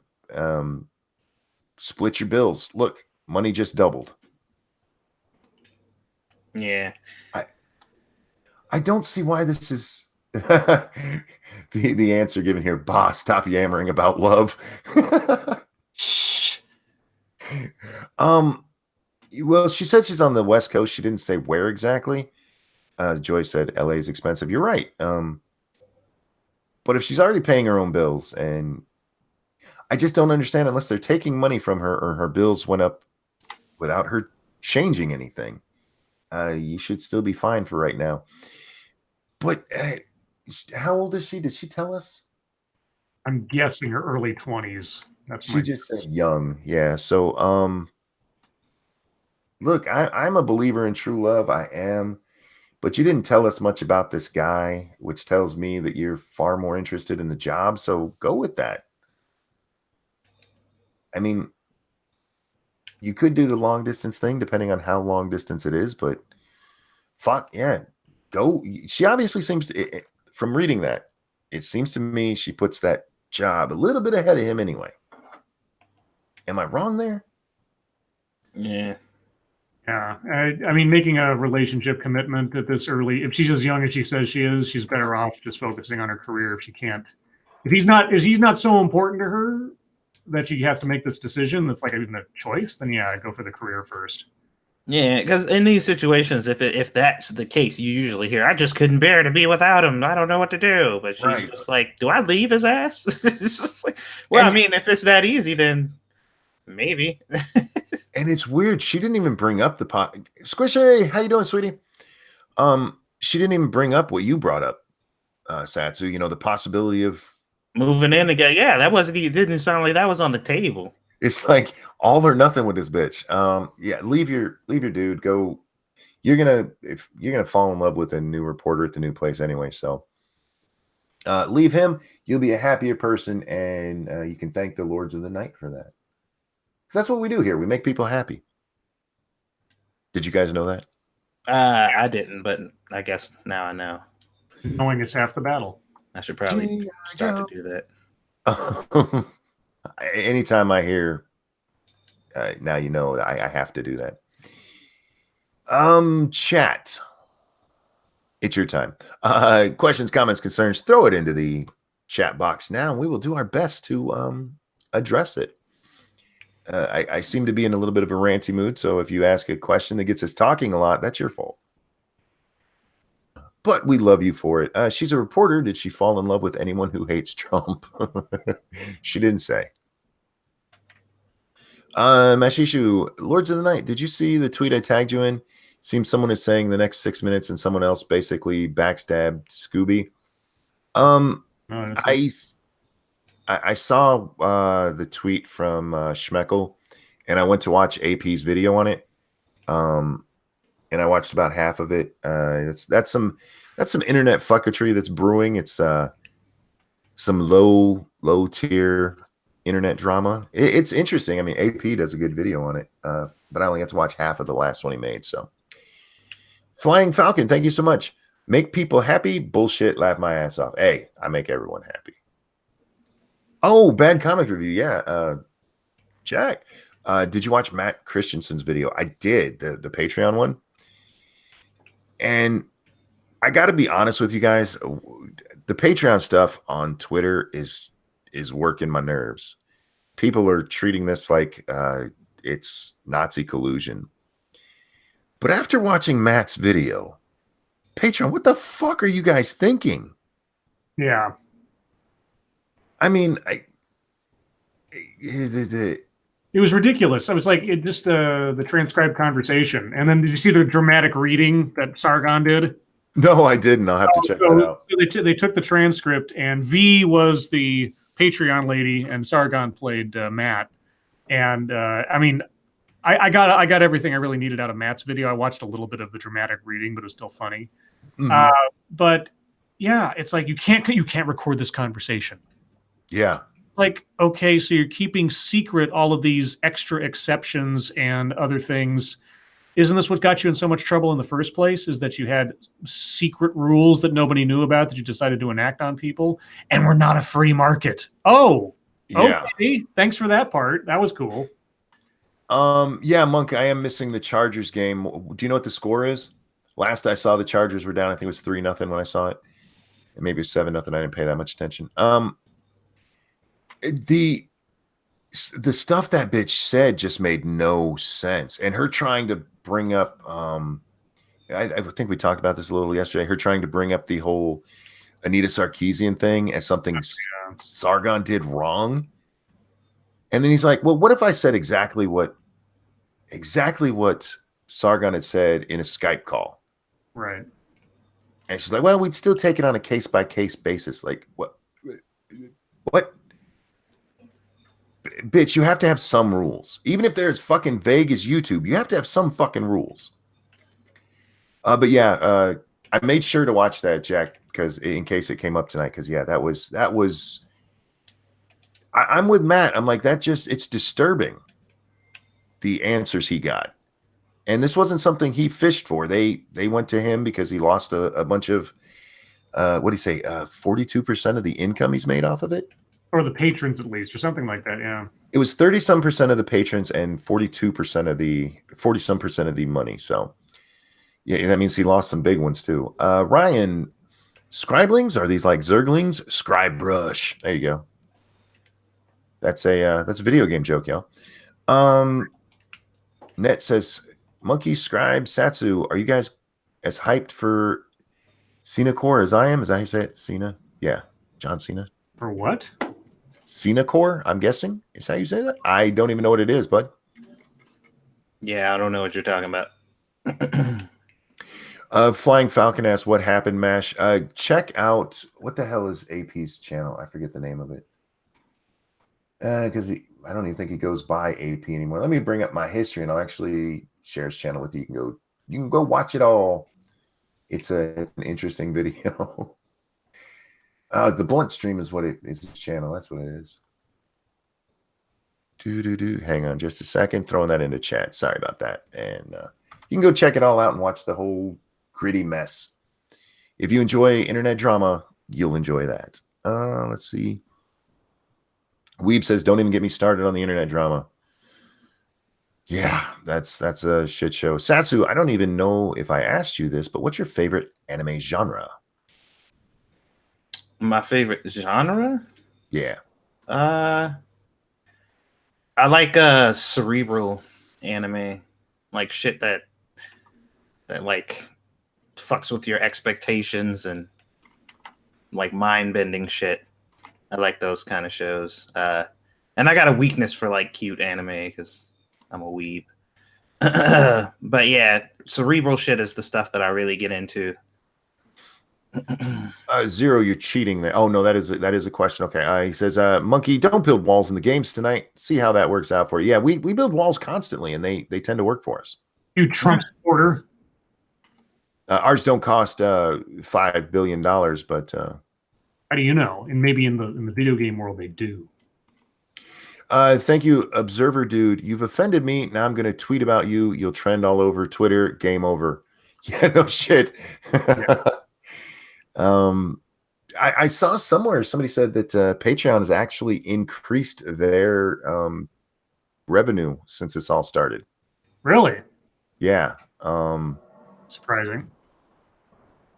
Well, not necessarily. I mean, you got the counter side too. People would just love to give Sargon the finger. Yeah. Or people like, okay, now I'll support them because look what they did. Yeah, you got both sides, so I can see it happening. I don't think it'll last long. 1610, who's up? Oh, Ravens are winning. Okay. That's all right. The Chargers have been pulling them out in the fourth quarter, so we'll see if they can do it again. How did David Hogg get into a college with a SAT score of 1270? And most people, that get under 1,500 are not accepted to Harvard because he's a media darling.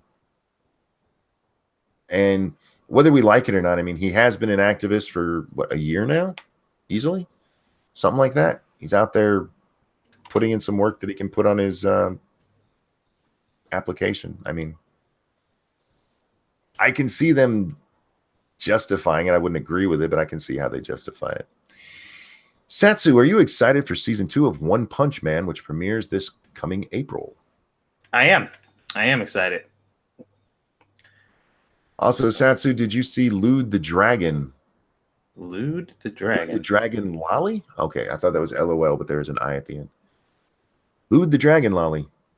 No, I don't know what that is. Monk asked, did you see your girl Burrow bitch ask where the $5 billion for the wall will come from? Yes, I did. Again, showing she does not understand how government and Congress and funding fucking work. She is not smart. What else we got going on here? Forget their increased revenue. What was their rate of increase? Jack, I don't know. I didn't see. And the person, I wish I could remember who said it. It wasn't somebody who's like, haha, Patreon's doing better. They're like, see, it don't matter. Patreon's doing better kind of thing. So it wasn't somebody that's like on Patreon side. But yeah, I wish I should have saved that. Which has more pressure, private business or public business? I don't know. I guess it depends on your job. Yeah, it depends on the. If you're talking about like government influence, though, you get a private business has it a little bit easier. Satsu, have you seen Overlord yet? No, I haven't started watching Overlord yet because I haven't. I'm not done with Black Clover. So as soon as I'm done with Black Clover, I'm gonna start on Overlord. Thank you, Michael. Do not lewd the dragon lolly. Okay. I'm not endorsing it or not. I just the question was asked. Hog has been doing it for 9 months or so with the political activism. Yeah, and I mean that's colleges justify letting people in based on their extracurricular activities. So, I'm not asking Monkey for the record. Well, you did ask me. Sassy, are you going to watch the Karl Marx anime? The Karl Marx. What the hell is that? I have no idea. Oh, you know what? Somebody sent me over on Twitter. Where'd that go? There's somebody's put forth a bill to yes to alter. God damn it! Why didn't I save that one either? Oh, I replied to it. I should be able to find it. Yeah, the whole what is it? Publisher versus platform thing. Oh, right. For like Facebook and things like that. Yeah, they're putting forward a bill that I want to read it because I don't want to screw it up. There we go. It's to amend the Communications Act of 1934 to provide that an owner or operator of a social media service that hinders the display of user-generated content shall be treated as a publisher or speaker of such content and for other purposes. Thank you again, Michael. Lolicon is CP. Yeah, I know. Yeah. But what this does, guys, is it would change it so that if Facebook or Twitter or any of these people are deciding who gets to say what, they no longer get to fall under that protection of, well, we're just a platform. Mm-hmm. It would treat them as a publisher.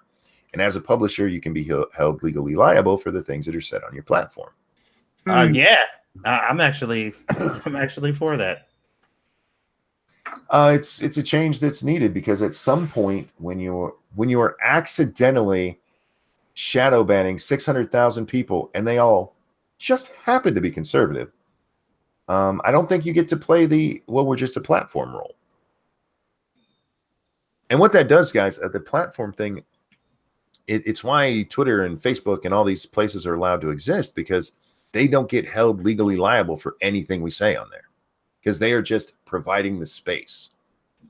And the difference between a publisher and a platform is that a publisher, they actually decide some of the content that's on there, whether it's by actually promoting it or by banishing the other side.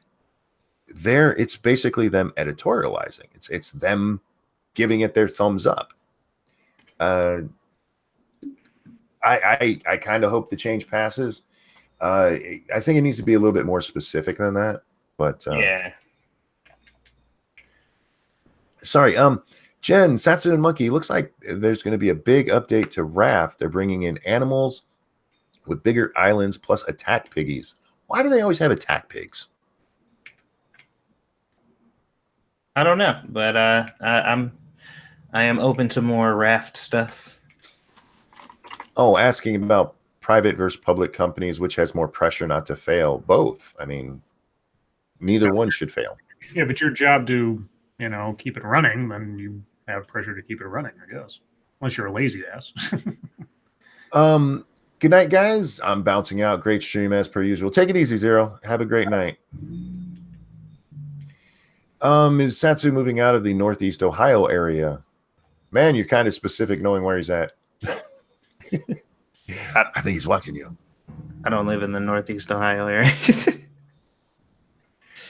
Everybody's curious about what you've been watching, Satsu. Satsu, have you seen Baki anime on Netflix?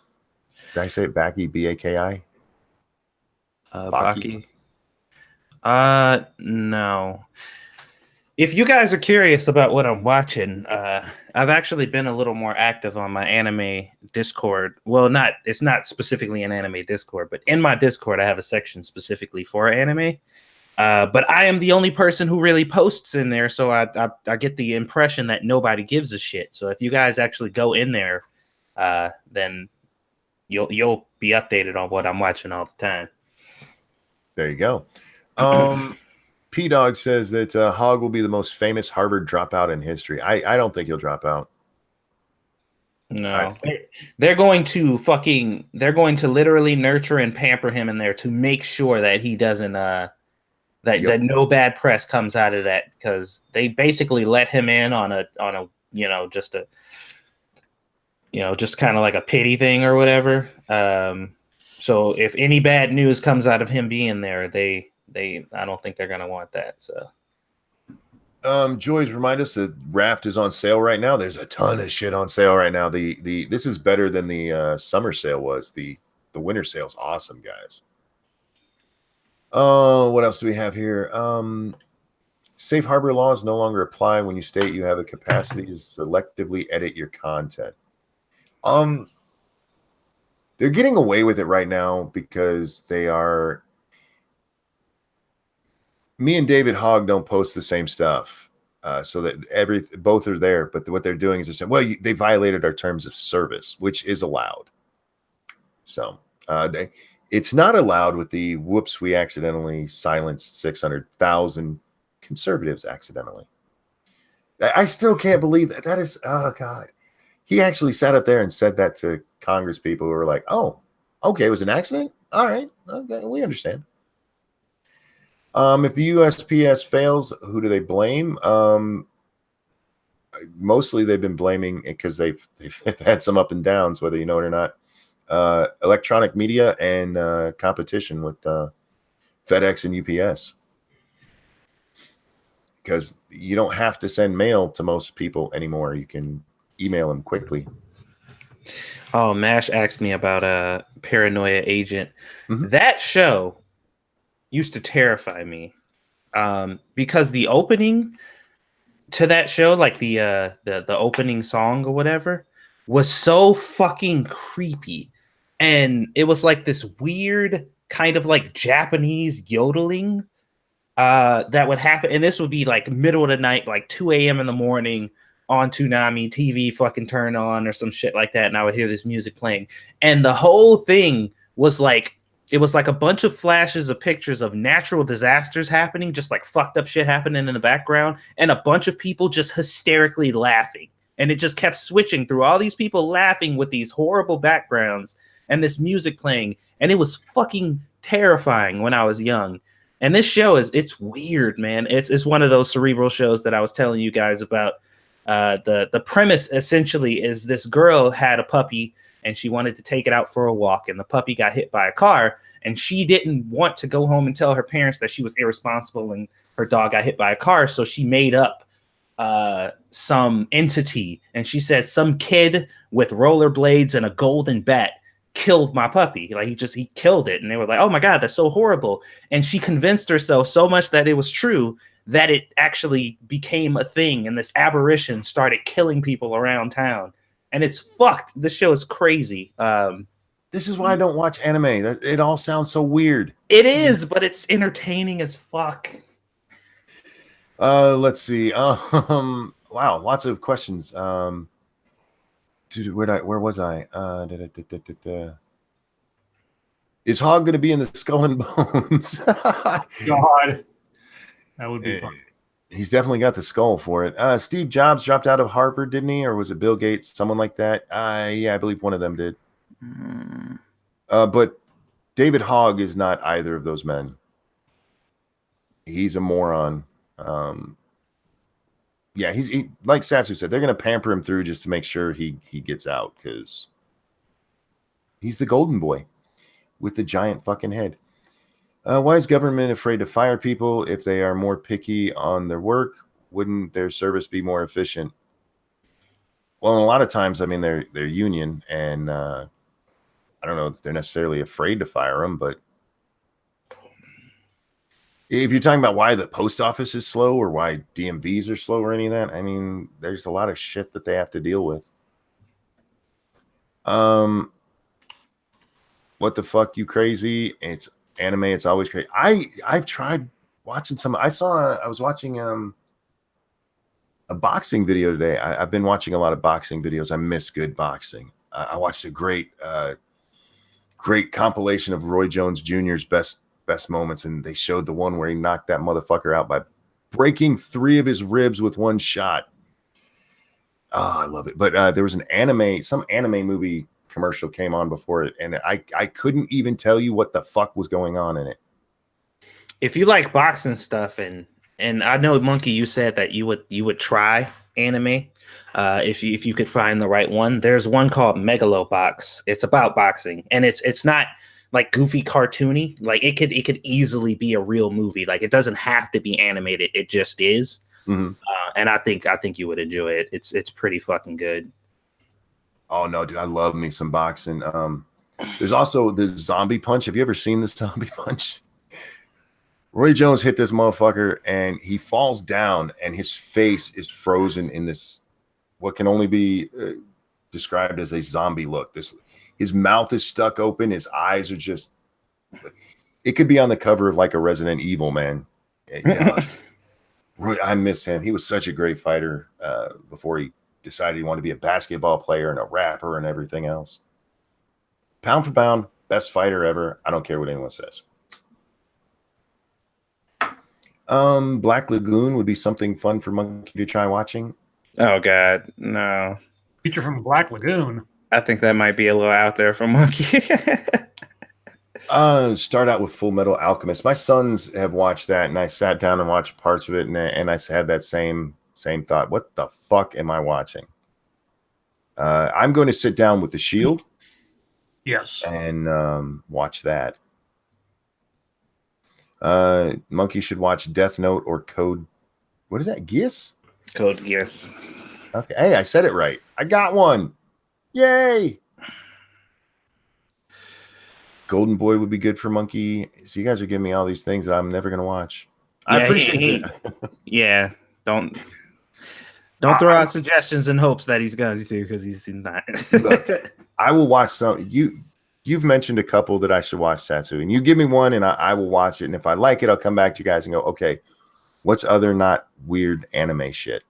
I'm gonna give you. I really, because I like, in the spirit of the fact that you were talking about boxing, and this show is like, there's like boxer fantasy shit right here, because the dude is like, he's a beast, he's really good or whatever, but the professional league has like, they're in the future and they've moved to like technology, like higher technology now, so people are getting these robotic arms, and basically he's trying to prove and show them like you don't need that shit to be a good boxer. So he decides to go through this robotic arm league without robotic arms and fight people like that because he's like, fuck you bitches, I can fight you without him.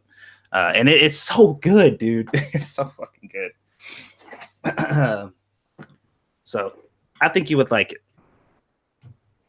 Hang on a second. If anybody would like to see the zombie punch, I'm going to throw a video into chat for you because there's not a really good still picture of it. But yeah, just look at this motherfucker's face at the end. It's bad. That dude, if he doesn't have brain damage, I'm impressed.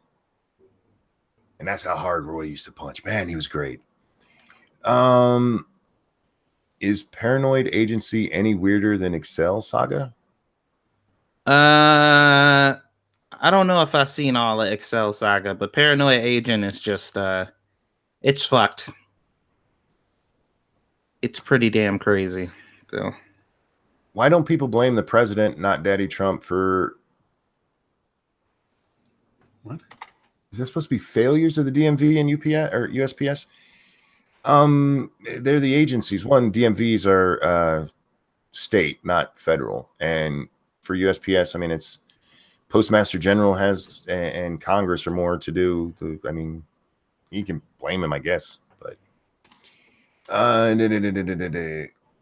what else we got going on here, guys? Don't forget, and probably 25 minutes ish, about 11:15.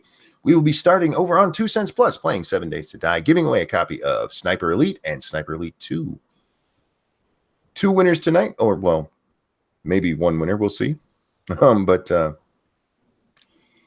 chat, what are your plans for Christmas? Asked Checkologic. We actually got to do half of our Christmas today. It was great. Little Butt was just in heaven because it was funny. Every time she'd open a present, she'd go, "That's what I thought it was." The only time she didn't do that was with the Grinch, which when she saw him, she actually threw him. And genuine panic. It's like, honey, it's just the Grinch. Scribe, Mash asked me about. I used to watch. That was my favorite show for a long time. Around the time when I first started getting into anime, I think that was like the 3rd or 4th show that I was just like, "Yep, this is my shit." I haven't seen it in so long though. Delahaye says his plans are to enjoy his day off. Cool. Don't celebrate Christmas. You know, I think even if I was Jewish, I would celebrate Christmas. I love Christmas. Oh, Monkey's a Christmas boy. You know, I didn't used to like it, and it wasn't until my second child was born, and he started to get into it that I really liked it. Because my daughter never really got excited by it until he did. And then when they got excited by it, suddenly I loved Christmas. I love making them happy and seeing them smile. And then now with Little Butt and soon with Pumpkin. Did any of you see the article about? Did any of you see the article by Vice or Vox that was titled, "It's time to ask yourself, would you fuck the Grinch?" Yes, yeah, I did. I saw that. Or lots of people want to fuck the Grinch. Like, what? Yeah, there were polls done about whether or not people would fuck the Grinch.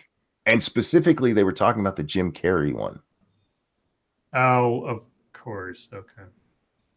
It's just, what? Yeah, there's weird people out there. We've known that. Can't wait for my kiddo to open up his Cosmo and Rector robots. Ah, sweet. Bah humbug, says Sean. Now you sound like Dax.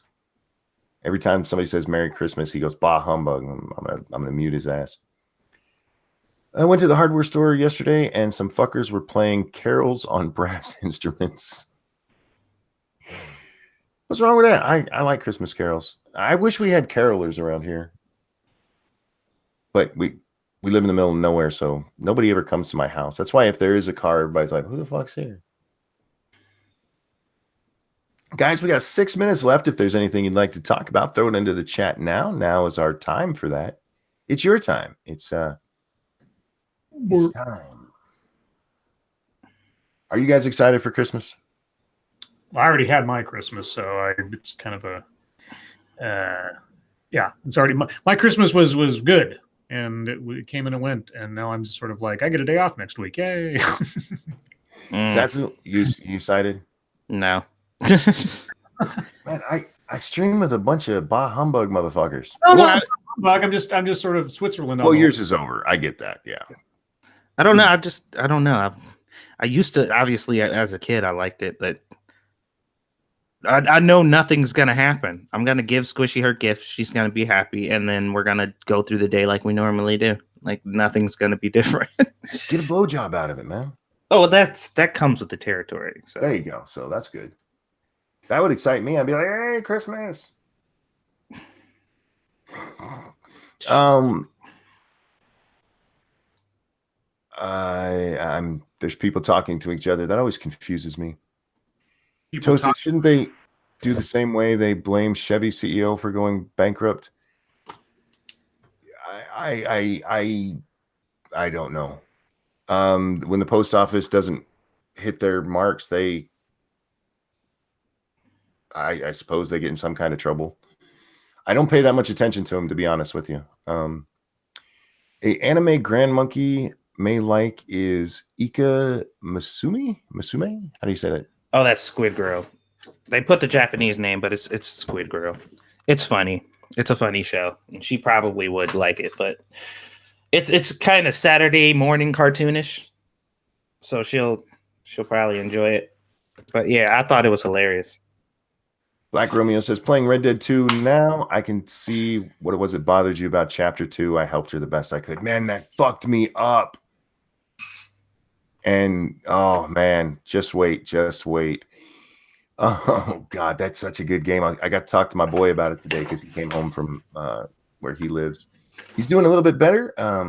He's actually in the process of moving, but he can't lift more than 15 pounds. Hey. Yeah, so we're getting a mover to help him with that because he's only moving just across town where he lives, but he can't pick up anything. My wife actually yelled at him tonight. I haven't seen her do that since he was a child. Ooh. And it was because Grand Monkey come running at him and wanted picked up, and he instinctively did it. She weighs more than 15 pounds. And his mama yelled at him like, ooh, you in trouble. Because you know what? Your children grow up, but you never stop going like, I need to protect you. And man, she's super mom. What else we got going on in chat here, guys? We got 3 minutes. Once more, a reminder, don't forget to come over and see us on 2 Cents Plus. We'll be playing 7 Days to Die, giving out a copy of Sniper Elite and Sniper Elite 2. I've never played them. Satsu says they're good games. They are. They're fucking awesome. Also, if there's ever a game you've heard us recommend on here, check Steam. It's probably on sale right now. Steam is having a massively awesome sale. Oh, and I got my first Steam gift card today. Yeah. I think I'm actually going to save up, though, and I'm going to pre-order Far Cry. I just got pumped because I just found out or realized that I can use PayPal to buy stuff on my Switch. Because usually you have to use a credit card with Nintendo stuff, but you can actually use PayPal to buy games on the Switch. So, hint, hint. Same score. Ravens D is smothering the Bolts. Hey, don't count them out, man. Harbos, did you guys see the thing about the fat shaming of an otter? Yes. That was funny. That was so funny. And I when I see something that ridiculous, I always have to stop and say, okay, is that a Poe? Is that a satire account or something? Was that the side of the issue you guys saw? The side of the issue? There was 2 sides of the issue. One side was the fat shaming, and the other side was appropriating Black culture. Oh yeah, that was the one. Yeah, thick. Thick. That's a thick otter. Oh my god. Yeah, for those of you who don't know what we're talking about, was it a zoo? Aquarium or something. Yeah, they put out a tweet with a really fat. That otter is disturbingly fat. And they called her thick, and they were trying to joke about her being a little fat girl, and yeah, they got in trouble for fat shaming and appropriating Black culture. Because that's the world we live in now. A very stupid one. Final reminder, come join us on 2 Cents Plus. We'll be over there in about 15 minutes playing 7 Days to Die.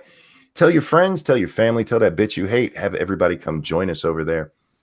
We will be back Monday on Satsu's channel, 9 p.m. Eastern time for the Christmas Eve show, guys. So don't forget to join us there. Thank you so much for the donations tonight. Thank you for coming out and hanging with us. I know you could be doing anything else, but why would you be? Satsu, Scribbles, thank you so much for joining me as always. Love you guys, and everyone, your lives make us sad. We'll see you next time. Bye, guys. That was Unison. You guys have been on point with that lately. Indeed. It's a total plan, yo. Today's secret word is...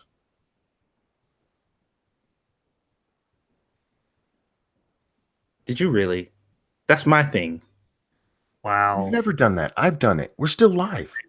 Are we? Yeah. See, you didn't let it hang any longer than it should have sat, so you ruined it. I'm always hanging. The word of the day is hang. See you guys. Whoa!